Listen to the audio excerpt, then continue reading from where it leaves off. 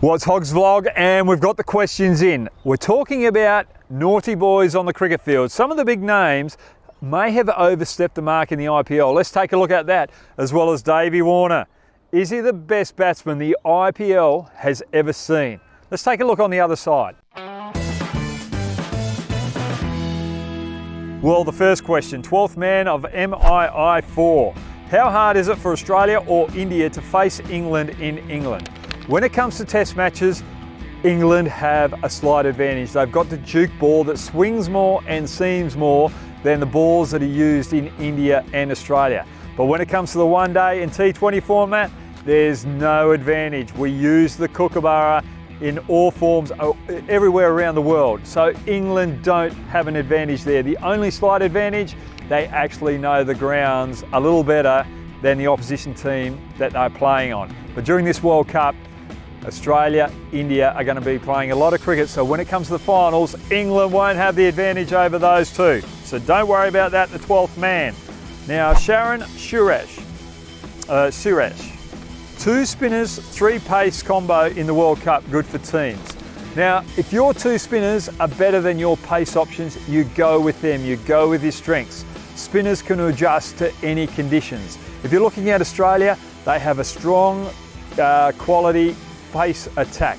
They don't really have depth in spinners, so they'll go for their four quicks. But if you look at India, they don't have much depth in their pace options, but they've got quality spinners of Chahal and Kuldeep Yadav. So both teams will have different lineups in their bowling attack. So that's a good question. Number 3, Mohammad Hamazah. Peter Handscomb in place of Alex Carey should have strengthened the batting a lot more with his ability to play spin well, which is a big plus against big teams like India. Is that the right move to leave him out? Well, for me, you've got to go in with your frontline keeper. Carey is a better keeper than Handscomb. He's a lot better keeper. Handscomb doesn't keep for his state. He doesn't do it enough full time. So you don't want to go into a World Cup campaign with a part-time keeper, because if he drops a big catch of MS Dhoni or Virat Kohli, Rohit Sharma or Darwin, India get the advantage. So for me, I think Australia have done the right thing there. Now, Parth Baxi, was it correct to keep qualifier 1 out Chennai after looking at the current position of CSK, as the venues for the playoffs were decided later? For me, when you're looking at the venues for playoff conditions, the team that finishes on top of the other team in the ladder should get the home ground advantage. But you've got to remember in India, the logistics of the tournament. You've got to get commentators there, cameramen to the ground as well, to the venue. So you've got to organise all these flights, all these travel arrangements well before the playoff match. But surely with technology these days and the ability to get chartered flights, you should be able to get teams to have that home ground advantage. So I think it's disappointing if CSK don't finish on top of their opponent, that they still get the home ground advantage. I agree with you there, Parth. Now, Hemant Agarwal. What position would you give David Warner in the all-time IPL batsman's list? Simple. He's played 126 games. He's got he's an average of 43.17, 400s, 44 50s. When you look at his conversion rate of 50 plus scores, it is 38%. The closest batsman to him is Chris Gayle, 27%. AB de Villiers and Virat Kohli are the next best, around about 23%.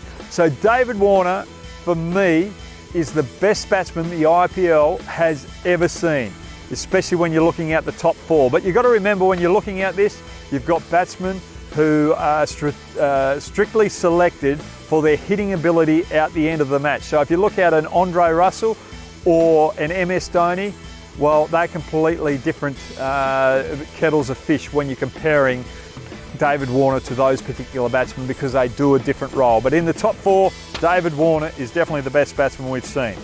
Now, Shubham Solanki.